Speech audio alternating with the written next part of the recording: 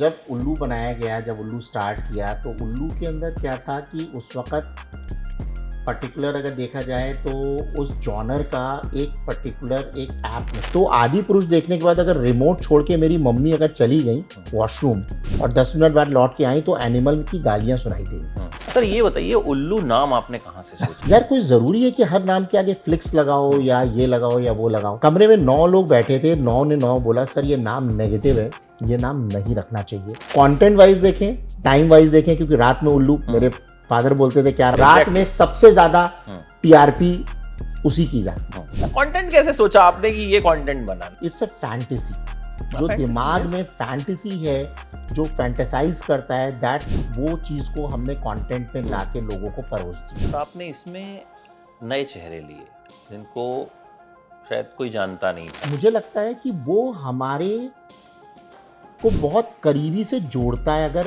Actor का face unknown होता है। अतरंगी हम लोग एकदम एक तो जेनजी कंटेंट हम लोग अभी कर रहे हैं। अच्छा, ओटीटी पे किसी शो को सक्सेसफुल कब माना जाता है? आपने कोई कंटेंट आया और उस कंटेंट का अगर सीजन 2 बन गया और उसका सीजन 3 बन गया और उसकी डिमांड है और उसकी वेटिंग है। सर ओटीटी की जब बात करते हैं ना, दो एक्सट्रीम चीजें होती हैं। एक जो हमें उल्लू ऐप में दिखती है, दूसरी जो हमें हरिओम में दिखती है, और दोनों के करता धरता आप ही हैं।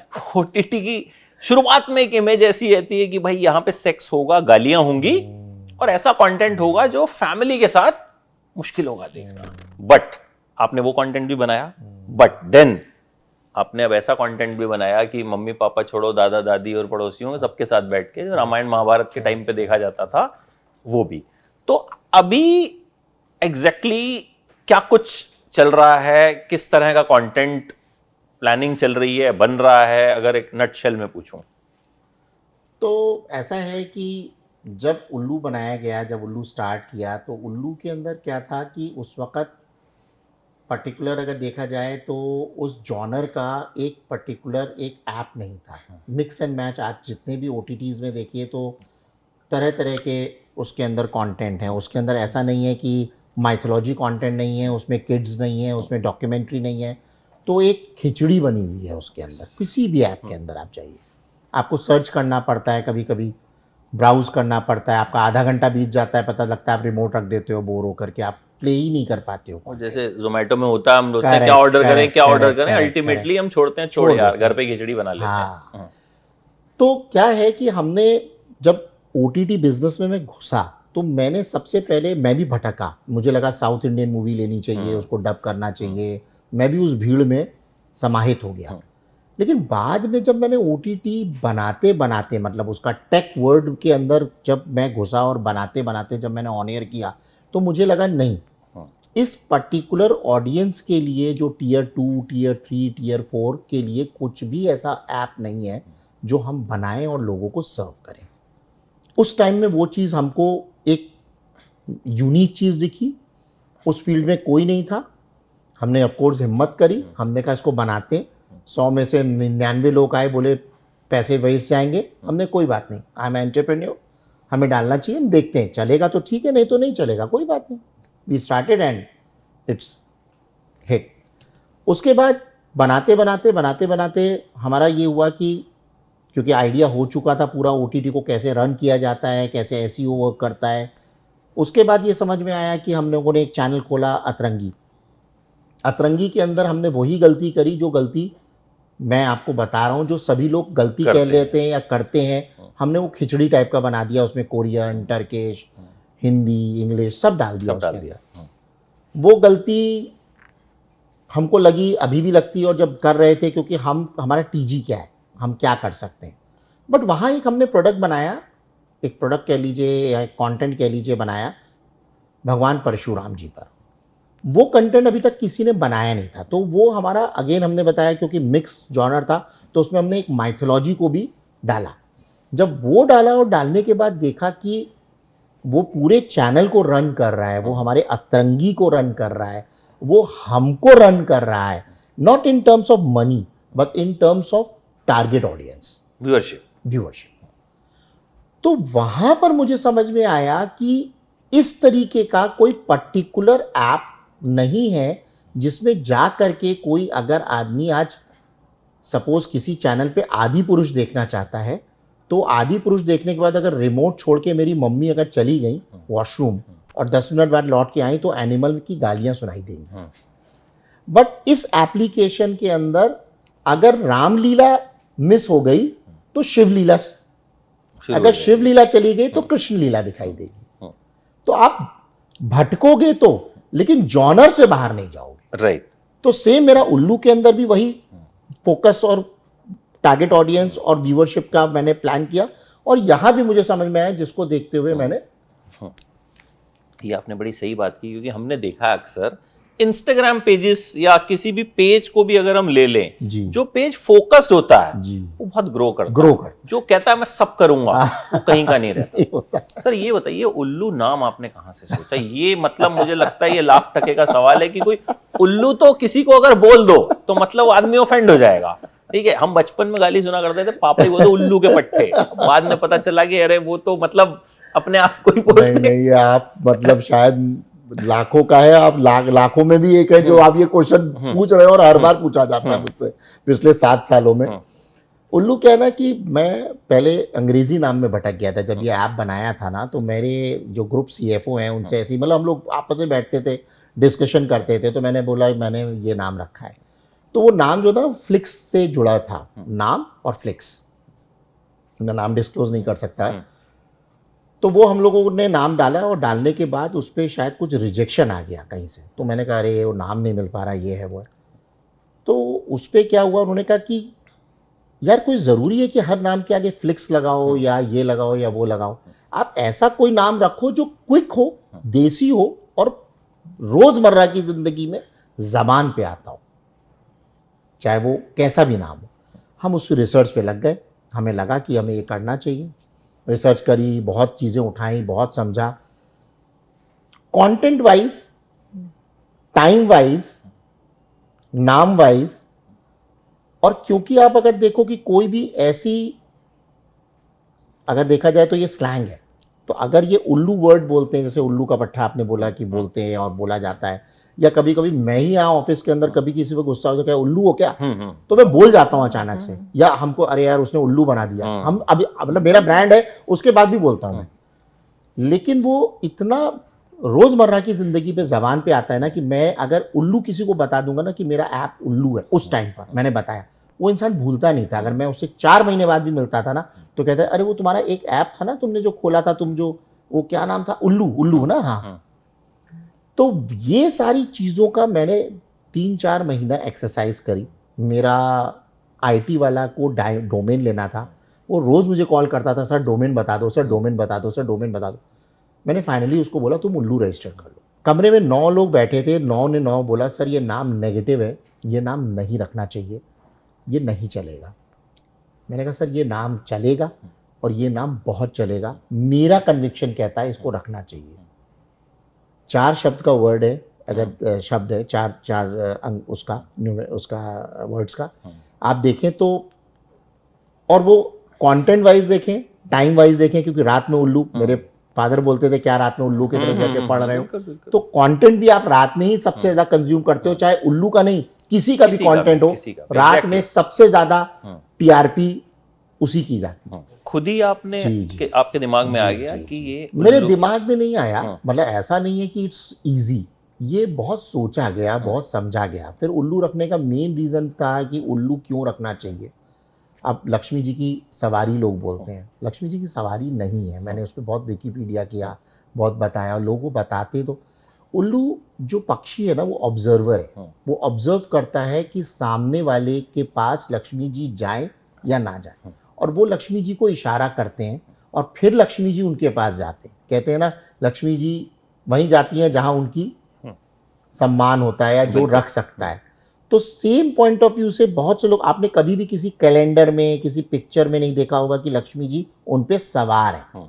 गणेश जी को तो चूहे के ऊपर सवार देखा होगा, बट लक्ष्मी जी के बगल में हमेशा आपके उल्लू रहते हैं और वो बहुत जबरदस्त ऑब्जर्वर है। तो ये कई पॉइंट्स से, मतलब बातें करेंगे तो बहुत लंबी है, बट ये सारे पॉइंट्स हैं कि मैं ऑब्जर्व करता हूं कि सामने वाले को कंटेंट क्या देखना है।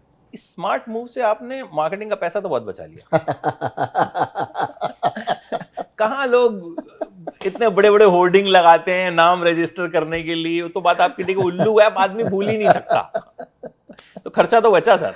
हाँ, खर्चा बचा क्या, लेकिन ऐसा नहीं है, खर्चा तो लगता नहीं ही नहीं है लगता ही है, कि बट लेकिन हाँ, कभी मतलब हिसाब लगाया कि ऑफ कोर्स इस मूव से आपने कितने करोड़ बचाया? हम बढ़िया आदमी हैं, हमारा काम बचाना है। बिजनेसमैन का काम तो फिर है।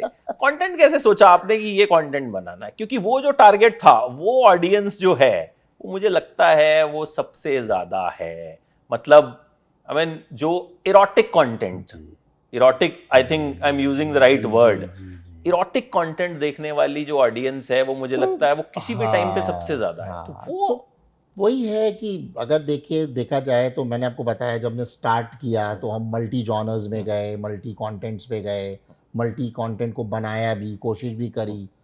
वो क्या होता है, जब आप स्टार्टअप करते हो, डालते हो, तो आपको फिगर्स समझ में आती हैं, डेटा समझ में आता है, क्या फुटफॉल है, इंडियन देसी कंटेंट जो लोगों के मन में बेसिकली इट्स, आप एरोटिका बोल रहे हैं, मैं एरोटिका वर्ड नहीं यूज करूंगा, मैं इसको वर्ड यूज करूंगा जो मैं लोगों को बताता हूं, आपको भी बताऊंगा, इट्स अ फैंटेसी। जो फैंटेसी, दिमाग यस। में फैंटेसी है, जो फैंटेसाइज करता है, दैट वो चीज को हमने कंटेंट में लाके लोगों को परोस दी।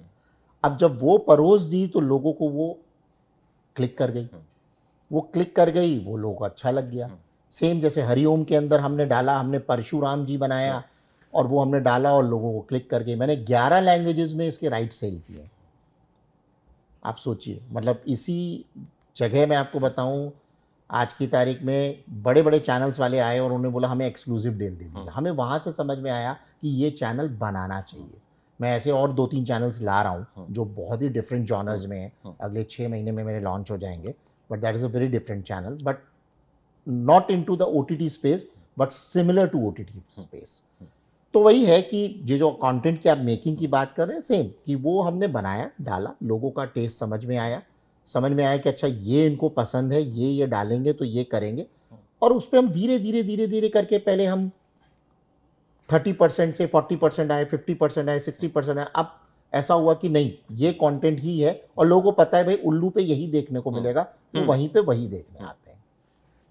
और आपने इसमें नए चेहरे लिए जिनको शायद कोई जानता नहीं था या जो स्टार नहीं थे, तो ये भी स्ट्रैटेजी थी, या फिर उस तरह का कंटेंट करने के लिए नए चेहरे ही राजी हुए? मैं इस बात पे वाकिफ नहीं हूँ, इस बात पे कि पर्टिकुलर उल्लू के लिए नए चेहरे लिए गए या वो नहीं, वो आना चाह रहे थे इसलिए, ऐसा नहीं है। मैं आज भी, अभी मेरी जस्ट कुछ देर पहले मीटिंग थी कंटेंट स्ट्रैटेजिस्ट के साथ, मैं आज भी कहता हूं कि नए चेहरों को ही लेना चाहिए, क्योंकि ओटीटी एक ऐसा स्पेस है जहां पर कंटेंट ड्रिवन स्पेस है। तो अगर हम कंटेंट का स्टोरी लाइन आपकी स्ट्रांग है ना, और चेहरे आपके कॉमन है विद एक्टर्स, विद एक्टिंग, तो आपका प्रोडक्ट हिट है। आप कोई भी अगर ओटीटी स्पेस में देखें किसी भी चैनल पे, क्योंकि वो मुझे लगता है कि वो हमारे को बहुत करीबी से जोड़ता है अगर एक्टर का फेस अननोन होता है, क्योंकि हम उसको अपने ओर ले लेते हैं कि ये स्टोरी मेरे ऊपर चल रही है या ये स्टोरी के अंदर मैं हूं। आप अगर देखिए सावधान इंडिया, मैं एग्जांपल दूंगा, या एक शो आता था सावधान इंडिया से पहले, क्राइम पेट्रोल, उसके अंदर अगर आप देखें कोई भी नोन फेस नहीं होता था, एकदम कॉमन फेसेस होते थे, थिएटर एक्टर होते थे, एक्टिंग करना चाहते, कुछ को तो एक्टिंग भी नहीं आती थी, बट वो आता था। आप देखिए कितना रिलेटेबल शो होता था, कितना रिलेट करता था, लोग डर जाते थे घर में नौकर रखने के लिए।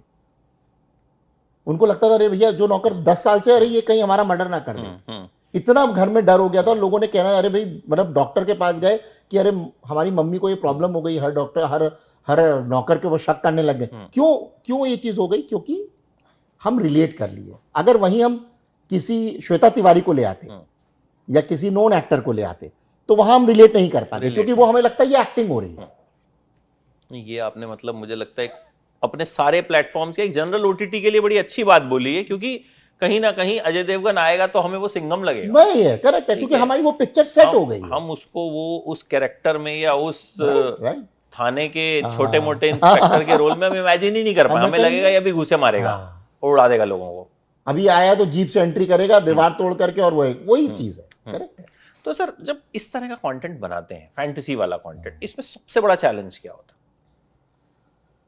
चैलेंजेस सर कंटेंट बनाने में आते ही हैं, इस तरीके का बनाएं या उस तरीके का बनाएं। मैं बताऊं कि आज की तारीख में मैं अतरंगी का भी कंटेंट बनाता हूं, तो उसमें भी बहुत चैलेंजेस हैं। नहीं, सबके अपने अपने चैलेंजेस हैं। नहीं, अतरंगी अपने अपने हैं, लेकिन मैं कहूंगा सबसे बड़ा चैलेंज है हरिओम का कंटेंट बनाना, सबसे बड़ा, क्योंकि वो पीरियड सागा है, पीरियड ड्रामा है, और माइथोलॉजी कंटेंट में आप जो उसके अंदर जो उनका कॉस्ट्यूम्स होता है और फिर वो वीएफएक्स होता है, फिर आपने अगर एक टीका भी गलत लगा दिया ना, इट्स मोर डेंजरस देन उल्लू। हाँ बिल्कुल, मोर डेंजरस, क्योंकि वहां आपको हर चीज की एक एक डिटेलिंग करनी है।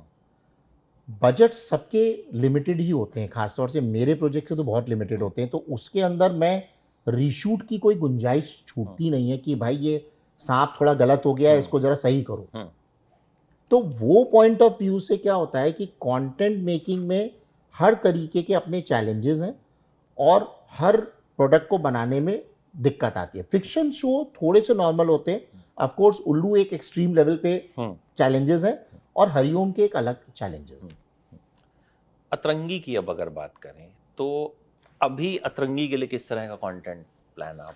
अतरंगी हम लोग एकदम एक तो जेनजी कंटेंट हम लोग अभी कर रहे हैं, और हम लोगों ने ज़्यादातर लॉन्ग शॉर्ट फॉर्मेट 25, 30, 35, 40 एपिसोड के टीवी सीरियल टाइप का हम लोग का प्लानिंग है। दूसरा हमारी प्लानिंग क्या है कि हम लोग का अभी क्या है ना, रिटेंशन ऐप पे बहुत कम हो गया सभी के ऐप्स पर, कि लोग 10 मिनट 15 मिनट आधा घंटा भी रुक जाते हैं, तो इट्स अ वाओ, मतलब आपके पे एवरेज टाइम स्पेंड पब्लिक का बहुत अच्छा है। उस कंडीशन में अगर हम देखें तो हमने क्या किया है कि 50 एपिसोड या 70 एपिसोड का जो सीरियल है उसको हम कंसाइज करके 2 सवा 2 घंटे में डाल रहे हैं, कि हर 5 मिनट के अंदर कोई भी सीरियल के अंदर, सॉरी 2 घंटे की फिल्म के अंदर अगर चेंज नहीं आया, कि अचानक एक बंदा है जिसकी शादी हो गई, तैयार हो गए, माँ बाप रेडी हो गए, पता चला लड़की रेडी हो गई, शादी होने वाली, उसका एक्सीडेंट हो गया, पता चला उसकी एक्स गर्लफ्रेंड आ गई, तो अगर हम तुरंत 5-7 मिनट के अंदर, 10 मिनट के अंदर कोई टर्न्स एंड ट्विस्ट नहीं दिखाएंगे, मतलब इट्स अगेन मैं हमेशा ट्राई करता रहता हूँ, मेरा ये ट्राई है कि मैं 2 घंटे में 50 एपिसोड का अगर कंटेंट को दिखाता हूँ, तो ये बहुत फास्ट लोगों को, जब तक वो रिमोट हटाएं या मोबाइल से हटाएं, तब तक एक इंसिडेंट हो जाए। राइट। तो ये मैं एक ट्राई मार रहा हूँ, मैं इस तरीके के कुछ नए कॉन्सेप्ट ला रहा हूँ जो 2 सवा 2 घंटे में होंगे, जिसकी 50-60 की स्टोरी हम 2 घंटे में कह के खत्म कर देंगे। अच्छा, अभी आपने एक बात बोली कि 10 मिनट 15 मिनट आधे घंटे का टाइम स्पैन अगर हो जाए तो वाव हो जाता है। ये कितने घंटे के कंटेंट के लिए होता है? मतलब मैं ये समझना चाह रहा हूं कि मान लीजिए ओटीटी पे आपने 10 एपिसोड की एक वेब सीरीज डाली, 30-30 मिनट का एक एपिसोड था, 300 मिनट हो गए, कितने मिनट अगर दर्शक देख ले तो आपके लिए वो वाव है? देखिएगा 30 मिनट, 25 से 30 मिनट देख लेता है ना, दैट इज द बेस्ट। मतलब एक एपिसोड भी देख लिया उसने 10 ऐसा में नहीं होता, से? ये एवरेज टाइम स्पेंड है। ओके। कोई आदमी पूरे 8वां एपिसोड देख रहा है, कोई 10 मिनट देख रहा है, कोई 4 एपिसोड देख रहा है, कोई 2 एपिसोड देख रहा है, कोई 1 एपिसोड देख रहा है, तो उसका एक एवरेज टाइम स्पेंड निकल के आया 30 मिनट। तो ये बहुत वाव है, ऐसा नहीं कि सब में। 300 मिनट की वेब सीरीज का अगर एवरेज 10% भी है तो क्या होता है, वो पूरे ऐप का होता है। ओके। ऐसा नहीं होता है कि अगर कोई आदमी पाताल लोक देख रहा है तो पाताल लोक का ही एटीएस निकलता है, वो पूरे ऐप का निकलता है। ओके। अगर उस ऐप पे 500 कंटेंट है तो कोई एक्स कंटेंट देखेगा, कोई वाई देखेगा, कोई जेड देखेगा, तो सबका मिक्स करके एक अगर 30 मिनट्स का आ रहा है, that is very good. Percentage wise पूछूं तो कितने परसेंट अच्छा माना जाता है? अच्छा मतलब आई मीन आप कह लीजिए कि 30 मिनट्स के पॉइंट ऑफ व्यू से। हाँ, 30 पॉइंट ऑफ व्यू से सर, ये आप समझिए कि 80% अचीवमेंट है आपका। ओके। अगर 30 मिनट आपके ऐप पे कोई रिटेन कर रहा है 30-40 मिनट्स तक, तो ये बहुत अच्छा। 25 मिनट पे टीवी पे बताते हैं कि अगर 25 मिनट का एटीएस है तो उसकी टीआरपी 100 के ऊपर जाती है। 25 मिनट 100 में से? 100 में से नहीं, 100 जो जीआरपी होती है ना, जो उनकी रेटिंग होती है टीवी की, वो अगर 25 मिनट का कोई एंटरटेनमेंट टीवी पे देख रहा है तो वो 180 की जीआरपी लेगा। 180 की जीआरपी बहुत अच्छी जीआरपी होती है। तो मेरा वही कहने का मतलब है कि अगर हमारे मोबाइल पर कोई आदमी 30 मिनट्स ऑन एन एवरेज आ रहा है। मान लीजिए आज 100 लोग आए और 100 लोगों का हमने एवरेज नापा, तो कोई 2 घंटा है, कोई 4 घंटा है, कोई 10 मिनट है, कोई आधा घंटा है, तो एवरेज 30 मिनट्स आया। तो इसका मतलब 100 लोगों का एवरेज टाइम 30 मिनट्स आया। It means we are good, we are about to 80% हमने अचीव कर लिया कि हम ऐसा कंटेंट दे रहे हैं जिसपे लोग 30 मिनट आकर के उसको झेल पा रहे हैं, देख पा रहे हैं। अच्छा, ओटीटी पे किसी शो को सक्सेसफुल कब माना जाता है? जैसे बॉक्स ऑफिस पे तो होता भैया इसने इतने करोड़ उतने करोड़, हालांकि आजकल उस पे भी बड़े विवाद हैं, कॉर्पोरेट बुकिंग ये वो कई चलता है, बट ओटीटी पे हम देखते हैं नेटफ्लिक्स का शो है, नेटफ्लिक्स पे ही नंबर 1 ट्रेंड कर रहा है, ठीक है, अमेजोन का शो है, अमेजोन पे ही नंबर 1 ट्रेंड कर रहा है, और तो पेपराजी पेजेस पे भाई साहब, अरे उन्हीं की ऐप है और उन्हीं पे ट्रेंड कर रहा है, मतलब मेरे घर में मैं नंबर 1 हूं तो नंबर 1 हो गया। आप ही पेपर बना रहे हैं, आप ही एग्जाम दे रहे हैं, आप ही चेक कर रहे हैं, आपने 10 में से 10 दे दिए और आपने बोला मैं फर्स्ट आ गया। ये समझाइए कि किसी शो को सक्सेसफुल ओटीटी पे कब माना जाता है, पैमाना होता क्या है? Mouth of words of mouth, कि आपने कोई कंटेंट आया और उस कंटेंट का अगर सीजन 2 बन गया और उसका सीजन 3 बन गया और उसकी डिमांड है और उसकी वेटिंग है, कि सपोज मिर्जापुर की वेटिंग हो रही है, या एक शो और है आपका पंचायत है, बहुत सारे हैं, तो उसका अगर सीजन 2 सीजन 3 आ रहा है, इट मींस वो शो हिट है, क्योंकि जो कंटेंट मेकर है या जो ओटीटी प्लेयर है या ओटीटी कह लीजिए, अगर वो दूसरा कंटेंट बना रहा है पहला बनाने के बाद, इसका मतलब उस पर viewership, revenue wise, ROI wise उनको फर्क पड़ा है और पब्लिक की डिमांड है कि इसका दूसरा सीजन बनना चाहिए, आना चाहिए। तो क्या होता है, थ्रू सोशल मीडिया लोग बहुत सी पोस्टिंग करते हैं, डालते हैं कि भाई इसका सीजन 2 आना चाहिए, ये बहुत अच्छा शो था।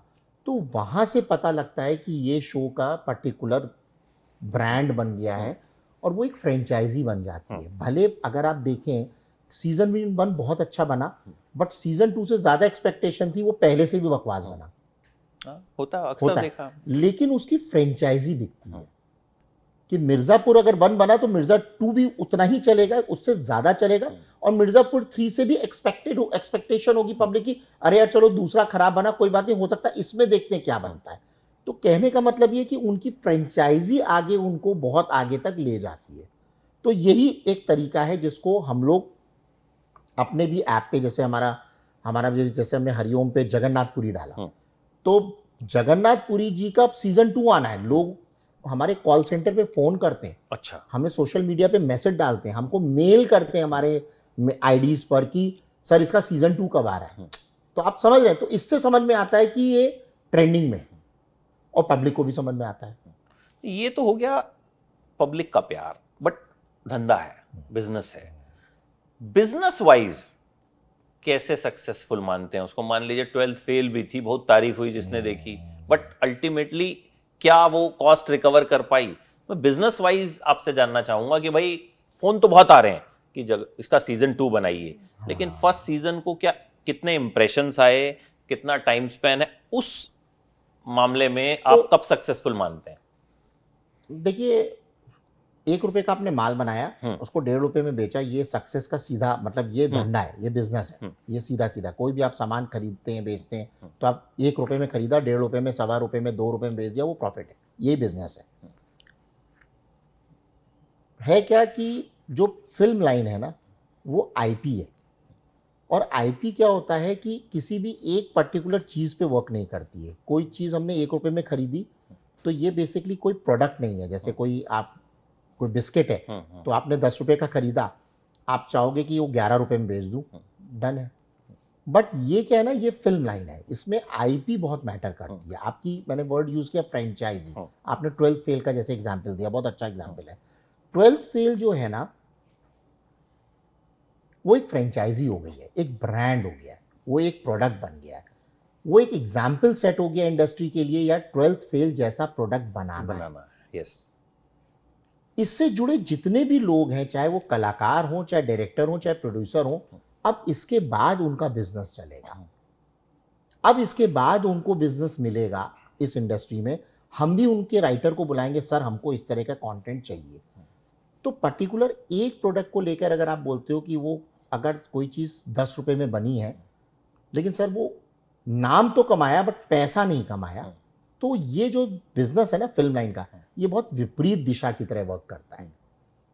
इसमें क्या होता है कि कंटेंट की जब फ्रेंचाइजी आपने बना दी तो आपका भी उसके साथ नाम और ब्रांड जुड़ता है, जिसमें आपकी आगे चल करके रोजी रोटी चलती है। जितने भी लोग जुड़े होते हैं, इसी लोग क्रेडिट्स पे मरते हैं कि मेरा नाम नहीं आया, राइट, मेरा नाम आना चाहिए। बिल्कुल बिल्कुल।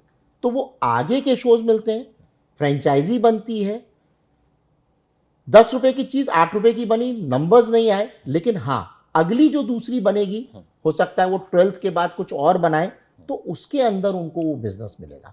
प्लस एक कंटेंट की जो आईपी होती है वो कभी भी वर्क नहीं करती। आप ऐसे ही 10 चीजें बनाएंगे, वो 10 की एक बुके बनेगा, उसके अंदर वो आईपी किसको जाती है, कौन खरीदता है, कौन पैसे लगाता है, क्योंकि 12th भी देखिए अगर बनाई गई तो इसकी आईपी कहीं सेल हुई होगी किसी कॉर्पोरेट सेक्टर में, उस कॉर्पोरेट सेक्टर के पास 10,000 घंटे का कंटेंट होगा जिसमें एक 12th फेल जुड़ेगा। राइट। तो उनकी भी अगर कहीं कोई डील होगी तो वो वहां मनी मेकिंग आएगा।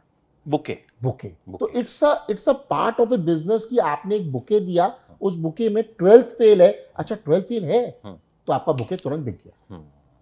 वहां फायदा। 12th फेल नहीं है, बाकी सब है, अच्छा बताते हैं। तो वो बिजनेस का एक कॉर्पोरेट स्ट्रक्चर है। अच्छा, हमने उल्लू की बात की, अतरंगी की बात की, अब हरिओम पे बात करते हैं।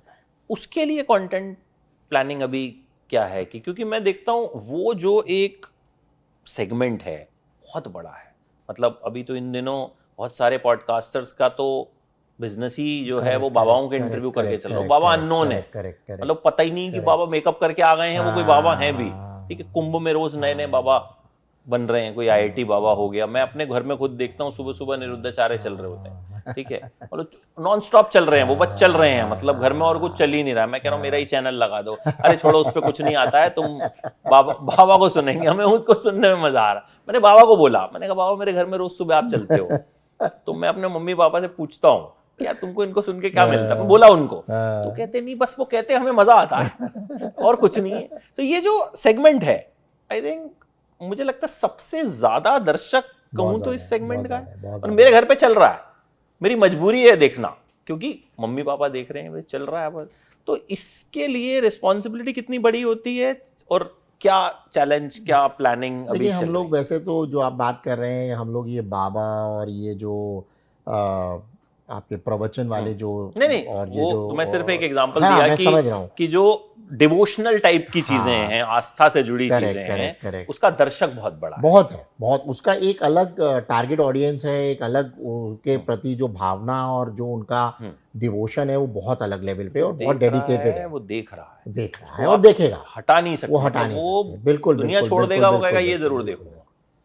तो वो तो आपका बिल्कुल कहना सही है। और एज ए एंटरप्रेन्योर मैं कहूँ, जो मैंने हरिओम ऐप खोला वो इसी पॉइंट ऑफ व्यू से खोला, क्योंकि मैंने वो चीज़ समझ ली जब मैंने परशुराम कंटेंट बनाया, तो वो मुझे समझ में आ गया कि ऑडियंस कितनी उसको देखने के लिए ललायत है और उसको देख रही है, और हर चैनल मुझसे उसका लाइसेंस मांग रहा है लीज करने के लिए कि भाई हमें दे दो, हमें अपने टीवी पे चलाना है, अपने अपने ऐप पे चलाना है।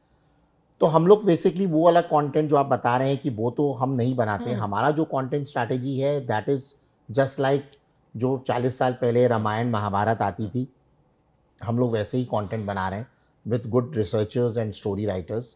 तो हमारा वही प्लान है कि हम वही, अभी तक हम लोगों ने करीब 12 प्रोजेक्ट्स से हमने ऑन एयर कर दिया है, अभी हमारे ऐप पे है, और अगले आने वाले टाइम के अंदर हर महीने हम लोग एक एक कंटेंट डाल रहे हैं। तो हमारे जैसे हम लोग वो कंटेंट डाल रहे हैं जो कभी भी किसी ने टच ही नहीं किया, किसी ने बनाया ही नहीं। जैसे छठी मैया पे हम बना रहे हैं, जैसे हम महाकाल जी पे बना रहे हैं, हम कामाख्या देवी जी पे बना रहे हैं, हम खाटू श्याम जी पे बना रहे हैं, हम महाराजा अग्रसेन जी पे बना रहे हैं। अभी 30 तारीख को चेटी चंद जयंती है, 30 मार्च को झूलेलाल जी पे, तो हमने उन पे भी कंटेंट बनाया है, क्योंकि आज तक कभी भी सिंधी समाज के लिए कभी भी वो शो नहीं बना, सुना नहीं कभी नहीं कि बना होगा ये। तो वो हम बना रहे हैं और हमें काफ़ी अच्छी इसकी हमको बहुत लोग प्रेज कर रहे हैं कि आपने एटलीस्ट हमारे गुरुओं पे या हमारे भगवान पे कुछ बनाया। तो इस तरीके के शो, नवग्रह पे कभी भी शो नहीं बने।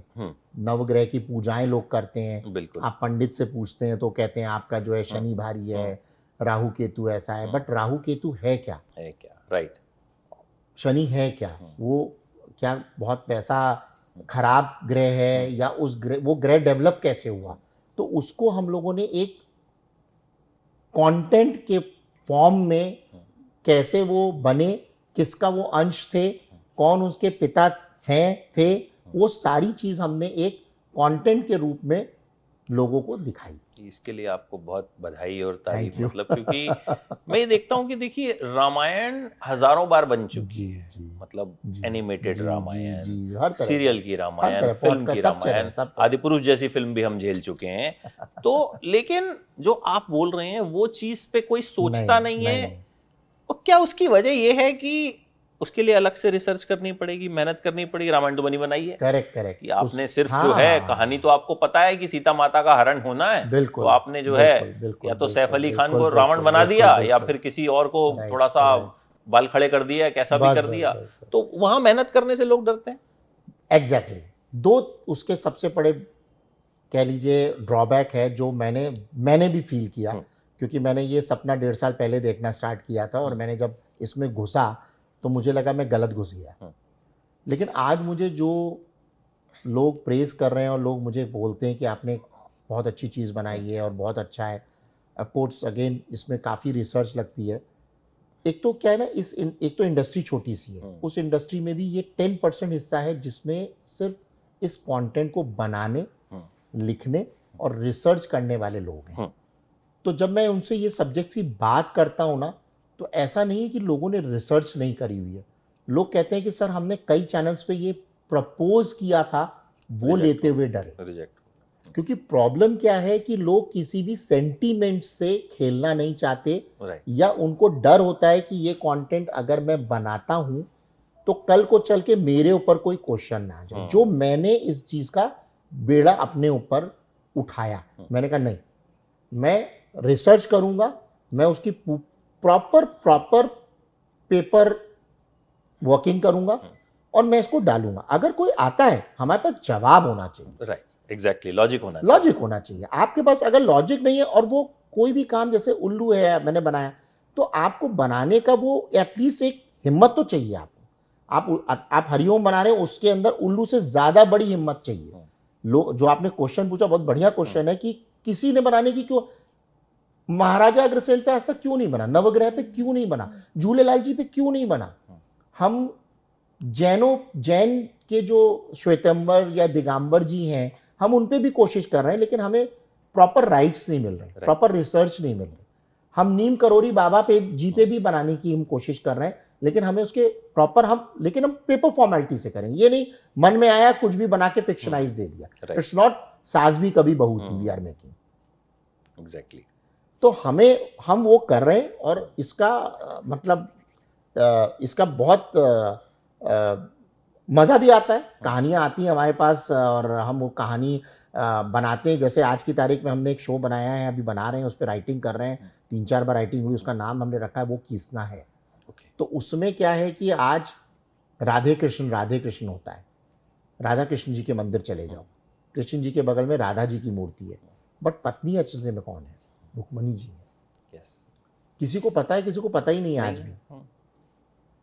आज की तारीख में, आज की समय में, जब कोई भी घर में किसी भी प्रकार का बहस होती है, तो हम लोग राधा जी कृष्ण जी को जोड़ देते हैं, ये बताते हुए अरे भाई उनकी भी तो कई रास लीलाएं थी, और ये था और वो था। हमने इस शो के अंदर 10% रखा है केवल, जिस वक्त कृष्ण जी को दिखाया है, उनका जन्म और उनकी शादी तक का, और कंस का वध तक का पूरा। 90% के अंदर वो हमने वार्तालाप दिखाया है, जिसमें रात में सोते सोते वो रुक्मणी जी के साथ कहते हैं कि राधा का नाम ले लेते हैं। तो वो जो आपस में उन दोनों का जो कॉन्वर्सेशन है, और उसके अंदर वो किस शुद्धता से अपने प्रेम को, या राधा जी को, या उसका वो क्या कारण है, वो चीज को रिप्रेजेंट करते हैं, वो हमने उस 90% स्टोरी में दिखाया। ग्रेट, जबकि उल्टा होता है इसका अक्सर, 90% वो चीज होती है और 10% भी शायद दूसरी चीज करेक्ट। नहीं होती। तो आई ये अभी थिंक तक नहीं आई है। नहीं आई तो है। इस तरीके के हम्म, हम प्रोजेक्ट्स ला रहे हैं, जैसे द्रोणाचार्य जी पे हम एक प्रोजेक्ट बना रहे हैं। हम्म, द्रोणाचार्य जी पे आज तक प्रोजेक्ट कोई भी नहीं बना, बट द्रोणाचार्य जी महाभारत का बहुत बड़ा हिस्सा बहुत है। बड़ा हिस्सा है। वो हम एआई पे लेकर आ रहे हैं। पहला प्रोजेक्ट होगा अभी हम्म, तक, हम लोग पिछले 3-4 महीने से वर्किंग कर रहे हैं, जो एआई पर हम द्रोणाचार्य जी को दिखाएंगे, जिसमें कृष्ण, महाभारत, अर्जुन, सब सारे लोग होंगे उसमें, सारे भगवान कृष्ण भी होंगे, भगवान अर्जुन भी होंगे, सब सारे लोग होंगे। तो वहां पर हम 8 कैरेक्टर्स में द्रोणाचार्य जी को एज ए आई में, आपने देखा होगा आजकल 2-2 4-4 मिनट यस के यस एआई यस, आ रहे हैं। बिल्कुल। उल्लू के लिए भी कुछ प्लानिंग है? एआई एआई तो नहीं, बाकी कंटेंट क्या कुछ नया? क्योंकि कंटेंट जब आपने हम शुरू लोग किया अभी था एक और शो ला आज। रहे हैं, उस पे हम्म, थोड़ा सा अलग टाइप का हम्म, है, हाउस अरेस्ट करके। तो ओके। वो हमारा चल रहा है। वो थोड़ा सा, क्योंकि क्या है कि एक मोनोटनस हो गया है अभी उल्लू, एक कंटेंट आ रहा है, जा रहा है, आ रहा है, जा रहा है। सो वो हम लोग एक हाउस अरेस्ट ला रहे हैं, जो जिसमें हम लोग पूरा दिखा रहे हैं, कि जिसमें हम लोगों ने अभी उसकी एंट्रीज भी डाली हैं, चालू कर रहे हैं हम लोग, जिसमें लोग आएंगे अपना और करेंगे। तो वो एक अलग स्पेस पे कर रहे हैं, थोड़ा सा अलग है, क्योंकि अभी हम वेब सीरीज बना रहे हैं, डाल रहे हैं, लोग देख रहे हैं। तो वो एक एक रूटीन प्रोसेस है, यस। नॉट समथिंग डिफरेंट कि हम ये कोई प्रोडक्ट ला रहे हैं वो ला रहे हैं। फोर्स वही सेम स्टोरी लाइन पर, या जो भी रिक्वायरमेंट है पब्लिक की, वो हम देते हैं। अब एक क्वेश्चन ये बताइए कि जो व्यूअर है, उल्लू वाला ज्यादा डेडिकेटेड है या हरिओम वाला ज्यादा दोनों डेडिकेटेड? डेडिकेटेड है। दोनों। आपको मैं बताऊं कि हमारा जो हरिओम का एटीएस है वो बहुत अच्छा है। मतलब यूएई के अंदर 1 घंटा 10 मिनट व्यूअरशिप है हमारी, यूएई के अंदर। मतलब हरिओम का कंटेंट को एवरेज टाइम स्पेंड 1 घंटे से ऊपर पाया गया है। इंडिया के अंदर 35 मिनट का है हमारा। तो मैंने अभी आपको बताया थोड़ी देर पहले कि 30 मिनट अगर आ जाता है ना, तो तो अच्छा होता बहुत अच्छा है। और माना उल्लू का जाता कितना है इंडिया में? है। उल्लू का देखिए, डिपेंड करता है, 40 मिनट्स के ऊपर भी गया है, 55 मिनट्स भी गया है, तो वो ऊपर नीचे होता होता रहता रहता है। है। 20 मिनट्स भी आ गया, तो वो डिपेंड करता है, वो कभी कभी ज़्यादा है, कभी कम है। अ, ये टाइम टू टाइम होता है। अब जैसे आईपीएल आ जाएगा तो सब खत्म हो जाएगा, सब 20 मिनट्स में नीचे चले जाएंगे। तो क्योंकि ये अफकोर्स ऐप ही मैन फोकस्ड है, तो अगर वो देखें मैन फोकस्ड है, तो आईपीएल अगर आ गया तो हमारा हो सकता है उस टाइम में 15 मिनट पहुंच जाए। Right, right. अच्छा, अब मैं ये जानना चाहूंगा, आपने कंटेंट में आने का फैसला किया कैसे? मतलब जाहिर है बिजनेस मेरा मैन स्टील है। का बिजनेस है, हाँ, मैं वही जानना चाह रहा हूँ कि बैकग्राउंड क्या है, कहाँ से और आप जो स्टील है। के बिजनेस से मैं मेरा स्कूल भी है सीबीएसई का। और मैंने इससे पहले एक न्यूज़पेपर खोला था, बिजनेस पेपर भी खोला था। मेरे स्टील के साथ साथ मैंने 2-3 बिजनेसेस साथ साथ में, उससे पहले उसके बाद भी मैंने कई किए। मेरे अंदर एक हल्का सा, एक छोटा सा, एक कह लीजिए कीड़ा है, कि मुझे हर एक नई फील्ड में ट्राई करना होता है।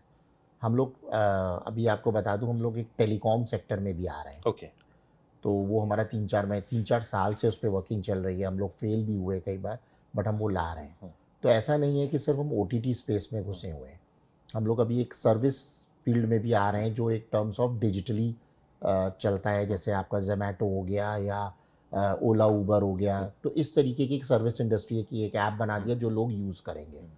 तो मेरा कंटेंट बनाने का मकसद यही था कि एक नया बिजनेस है, इसमें बड़े बड़े कॉरपोरेट्स घुसे हुए हैं, तो ऑफ कोर्स ये कुछ एक अलग तरीके का बिजनेस है, और मुझे भी इसको करना चाहिए। 2011 में मैंने फिल्म बनाई, जो 2013 मैंने रिलीज़ करी, वो बहुत भयंकर फ्लॉप हुई। मुझे लगा कि इसमें जब मैं घुसा हूँ तो इसमें कुछ ना कुछ क्रैक ज़रूर है, मैं कर लूँगा, और कहीं ना कोई कुछ ना कुछ इसका है। उसको करने में मुझे 3-4 साल लग गए, धीरे धीरे धीरे, बिकॉज क्योंकि मेरा स्टील का मेजर बिजनेस था है, तो उसके पॉइंट ऑफ व्यू से मुझे टाइम लगा। बट वो चीज़ मैंने ढूंढी, और उसी टाइम जोन में ओटीटी अचानक से 2014 में आ गया। बट इंटरनेट जैसी 2016-17 में आ गया, तो उसको बूम मिल गया। तो वहां से हम लोग ओटीटी स्पेस में आए, और जब ओटीटी में आए तो कंटेंट हमें बनाना था, and as a channel IP अपनी होना बहुत जरूरी है। तो उस पॉइंट ऑफ व्यू से कंटेंट मेकिंग हमारी हो गई। अच्छा, बिजनेस आपने बताया, स्टील का भी है, स्कूल भी है, देन मैनेज कैसे करते हैं सारी चीजें, क्योंकि जो कंटेंट है कहीं ना कहीं उसमें इन्वॉल्वमेंट बहुत ज्यादा है। और जो आपने कहा हरिओम का कंटेंट है, आपकी जिम्मेदारी है पूरी कि भाई ये चीज जो है दाएं बाएं नहीं जा सकती, टीका जो है वो सही होना चाहिए। तो वहां चीजों को मैनेज कितना करते हैं, आपको कितना वक्त अपना कंटेंट में देना पड़ता है? नहीं, वो देखिए वक्त तो देना पड़ता है। मैं 2:30-3 बजे तक काम करता हूँ रात में। मैं उस टाइम पे कोई कॉल्स नहीं होती हैं, तो मैं मेजरली स्टोरीज के वन लाइनर सुनता हूँ, प्रॉब्लम सुनता हूँ। देखिए हर चीज़ के लोग हैं, हर चीज़ की एक्सपर्टीज़ है। गलत एक्सपर्टीज़ भी होते हैं, अच्छे एक्सपर्टीज़ भी होते हैं, और मीडियोकर लेवल के भी होते हैं। अब आपका उसमें चयन होता है, उसकी हायरार्की होती है कि वो किस लेवल पे बना के आपको दे रहे हैं और उस पे क्या बैकफायर कर रहा है। तो वो चीज़ों को हम लोग, मैं एटलीस्ट हर फील्ड के अंदर लोगों को लगा रखा है, और हमारे साथ कई साल से पुराने लोग भी जुड़े हैं और कुछ नए लोग अच्छे भी आ रहे हैं, जो हमको इस बात की एक सजेशन देते हैं, एक बताते हैं कि ऐसे बनना चाहिए, उस पे ऐसा होना चाहिए। As a business point of view से आरओआई को देखते हुए, स्ट्रैटेजी को देखते हुए, कंटेंट स्ट्रैटेजी को देखते हुए हम डिसीजन लेते हैं कि हाँ हमें ऐसा कंटेंट बनाना चाहिए और ये कंटेंट बनाना चाहिए, इस प्राइस पे बनाना चाहिए। कंटेंट में ज़्यादातर काफ़ी कुछ सुन पाता हूँ, काफ़ी कुछ नहीं सुन पाता हूँ, लेकिन हाँ कंटेंट का एक लेवल पे हरिओम पे देख लेता हूँ कि हाँ ये कंटेंट चलेगा। जैसे भगवान झूलेलाल जी पे मैंने बोला आपसे, या छठी मैया पे बोला, तो ये शोज नहीं बने, तो वहां पर मेरा ये होता है कि नहीं पहले इस लेवल पे ये शोज बनाओ। तो वहां पर मेरा थोड़ा मैं इंटरविन कभी कभी करता हूं, लेकिन लोग हैं इसके, अच्छे लोग हैं जो इसको करके बाखूबी प्रॉपर देते हैं, और उसका एक पेपर वर्क होता है कि अगर आप कोई चीज पे साइन कर रहे हो और अप्रूव कर रहे हो तो वो आपकी जिम्मेदारी है, कोई भी कंटेंट आप बना रहे हो। तो हायरार्की है, वो पूरा करते हैं, एक सिस्टम बनाया, सिस्टम बनाने में टाइम लगा 7 साल। जाहिर है वो एक दिन में तो कोई भी कंपनी खड़ी नहीं होती, और कोई आपको अपने लिए टाइम मिलता है कंटेंट देखने का, फिल्में देखने का? मैं क्योंकि देखता हूँ मैं रात में, या संडेज को, या सेकंड सैटरडेज को, या कहीं अगर मैं छुट्टी पे हूँ, कहीं मैं जाता हूँ, छुट्टी भी जाता हूँ अभी, तो वहाँ पर अगर बैठा हूँ तो मैं व्यू करता हूँ, कभी कभी मोबाइल पे भी करता हूँ, और वहाँ से ही मुझे आइडियाज आते हैं। मैं कभी कभी ऐसे कुछ आइडिया होते हैं तो स्क्रीनशॉट खींच लेता हूँ, या स्क्रीनशॉट नहीं आता तो मैं बताता हूँ कि फलानी फिल्म को जाके देखो, ये जो सीन था ये कैसे इसको क्राफ्ट किया गया है, कैसे डिजाइन किया गया है, हमको ऐसा ही चाहिए।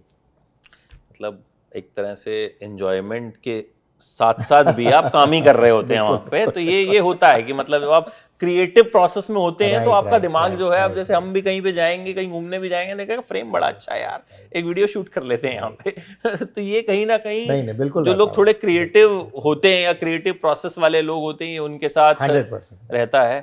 सो ऐसे ही रहिए sir, wish you all the best. मजा आया आपसे बड़ा बात करके, और बड़ा कुछ सीखने को मिला मुझे ओटीटी के बारे में, बड़े सारे इनसाइट्स जो कि कम हमें जानने को मिलते हैं, मतलब क्योंकि हम सुपरफिशियल बातें बहुत करते हैं। मैं दिल का थोड़ा खुला हुआ हूँ, मैं बोल भी देता हूँ सब कुछ चीजें। नहीं, आपने अच्छी ज्ञानवर्धक बातें बताई जो मुझे लगता है बड़े सारे लोगों को शायद नहीं पता, ये जो हमने नहीं पता होगा, लेकिन कुछ लोग बता देते हैं, कुछ लोग नहीं बताते हैं। जैसा कि मैंने आपको बताया, अपनी ऐप पे अपना शो नंबर 1 है, तो वो सब तो पता चला। तो आगे तो हम लोग क्या करते हैं, आगे से भी आता है ना कि सक्सेस पार्टी है इसकी, तो मैं पूछ लेता हूँ कि how is this successful. Correct, कैसे आपने फिगर आउट किया? तो उसके बाद वो बुलाते ही नहीं है वहां पर।